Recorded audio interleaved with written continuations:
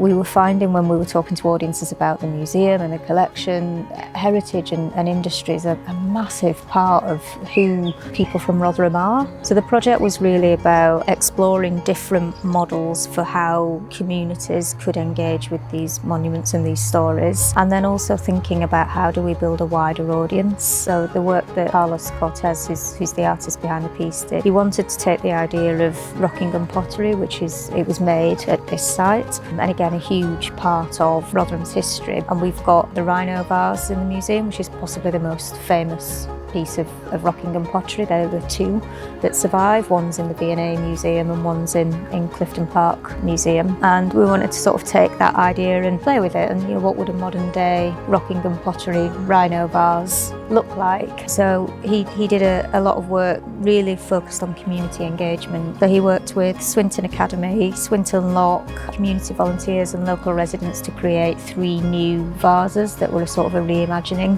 of kind of what Rockingham pottery might be. And then they worked with Swinton Queen's Primary School, and we distributed around 50 or 60 community packs for their kind of like modelling clay to make little gold rhinos, and kind of collected them all back in, and now they're hidden in a trail across the trees and the ponds and the woodlands. The Rockingham Rhinos, that's the name of the project. It was all inspired by the rhinoceros vases that were one of the highlights of the Rockingham pottery's production. I thought that the object itself had very special qualities, and then I was drawn to the little golden rhinoceros that you have at the top of the vase, and then I thought that could be a really interesting starting point for a project. So I came up with this idea of, I looked at pictures of the Waterloo kiln and the environment, and I thought it would be nice to get something that was inspired by what was happening inside the kiln, but that kind of went out into nature, into the landscape. I think we managed to reach quite a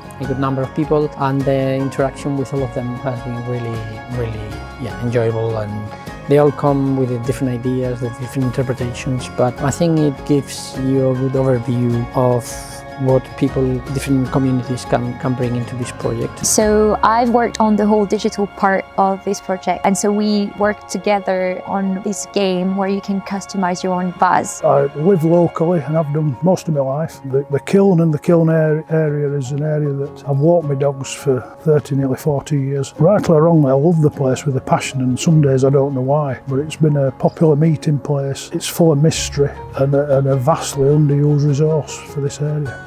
It's been a hospital, it's been a home, it's been a kiln, it's been lots of things. There's potential in the future for it to be a classroom, or certainly a venue where we can do drama and various other things, writing, painting, crafts.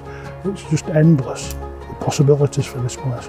Well, we're very fortunate that we've got this wonderful heritage site in the heart of Swinton. What started off as a local pot and tile works, servicing a local market, and then over the years developed into a centre for the production of fine ceramics, which graced the tables of the wealthy classes throughout the world. Rockingham pottery was exported as far away as Russia, and there's even some in Brazil. And of course, Her Majesty the Queen has Rockingham pottery in the Buckingham Palace collection as well. At the moment, the kiln is not in a brilliant state. It's starting to decay. So it's really good that people are showing some interest in it now. And the more interest there is, and the more young people are involved and things like that, you can kind of think there's maybe a future for it as well as a past. So it's just really good to get more and more people aware that it's even here.